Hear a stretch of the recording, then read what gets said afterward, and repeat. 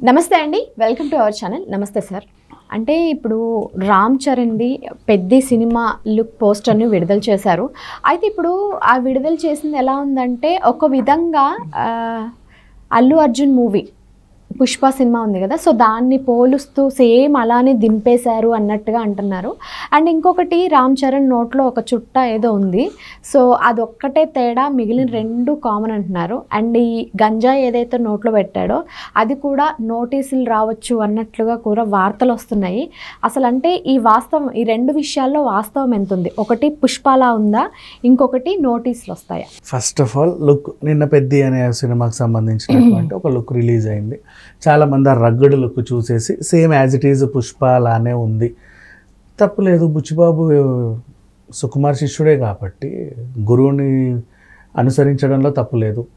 ఒక రగ్గడు లుక్లో, రగ్గడు లుక్స్ అంటే ఆల్మోస్ట్ అందరూ అలాగే ఉంటాయి ఖచ్చితంగా. అంటే ఇప్పుడు పుష్పది రగ్గడు, మన కేజీఎఫ్లో తను రగ్గడు లుక్ అంటేనే అలా ఉంటాయి. ఈశ్వర్లో ప్రభాస్, టక్కర్ దొంగలో మహేష్ బాబు, కొన్ని అంటే ఎవరి మొహానికి తగ్గట్టు వాళ్ళకి అలా మెరుగులు దిద్దుతూ ఉంటారులే, బట్ అలాగే ఉంటారు.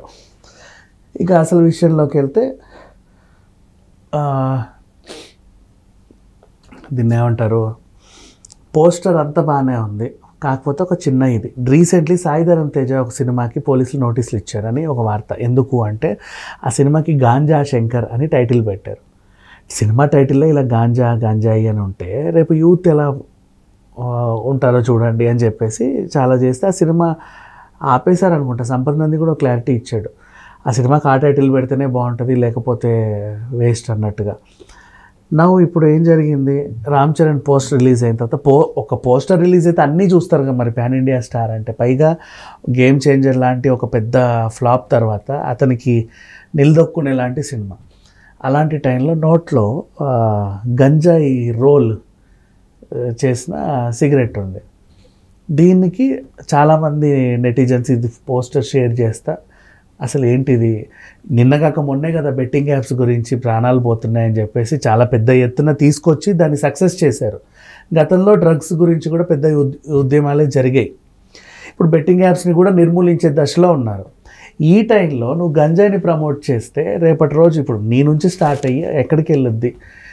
ఆన్లైన్లో కూడా వస్తున్నాయమ్మా గంజాయివి. మనకి ఇప్పుడు స్విగ్గీ, ఇన్స్టామార్ట్ లాంటి యాప్స్ ఉన్నాయి కదా, నేను ఇప్పుడే చూపిస్తా లైవ్లో.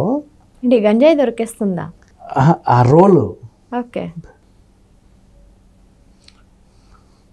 ఏం రోల్స్ అవి? ఇవి ఖాళీ రోల్స్ యాక్చువల్లీ. కానీ ఇది కొన్నవాడు ఎందుకు దీంట్లో ఖచ్చితంగా గంజాయి వేసుకొనే తాగాల, వేరే పర్పస్ ఏం లేదు. ఇంకేం పర్పస్ ఉంటుంది? ఇంత పీకలు ఆడుకుంటారా, లేకపోతే బెలూన్స్ ఊదుకుంటారా, ఇంకేం చేస్తారు, లేకపోతే సోప్ బెలూన్స్ ఊదుకుంటారా? Nothing like that. This is made for that only. ఇది స్విగ్గీలో నువ్వు ఆర్డర్ చేస్తే ఇంటికి వస్తుంది. ఇప్పుడు ఎంత సింపుల్ చెప్పు పోలీస్ వ్యవస్థకి. Swiggy or Zomato or whatever, Blinkit, Zomato అంటే వీళ్ళ దగ్గరికి వెళ్ళి ఏ అడ్రస్ నుంచి ఆర్డర్ వచ్చింది, ఏ నెంబర్ నుంచి వచ్చింది, మన అందరి డీటెయిల్స్ ఉంటాయి కదా. వెళ్ళి ఇప్పుడు నేను ఆర్డర్ చేశాను ఫర్ ఎగ్జాంపుల్, వచ్చి నన్ను 4 తంతే దీంట్లో ఏం వేసుకుంటున్నావు అంటే చెప్పము, ఇది సార్ అని పొట్లం తీస్తాం. ఇది ఎక్కడి నుంచి వచ్చిందని 4 తంతే ఎక్కడి నుంచి వచ్చిందో తెలీదు. అవన్నీ ఎంతసేపు మా కంట్రోల్ చేయడానికి.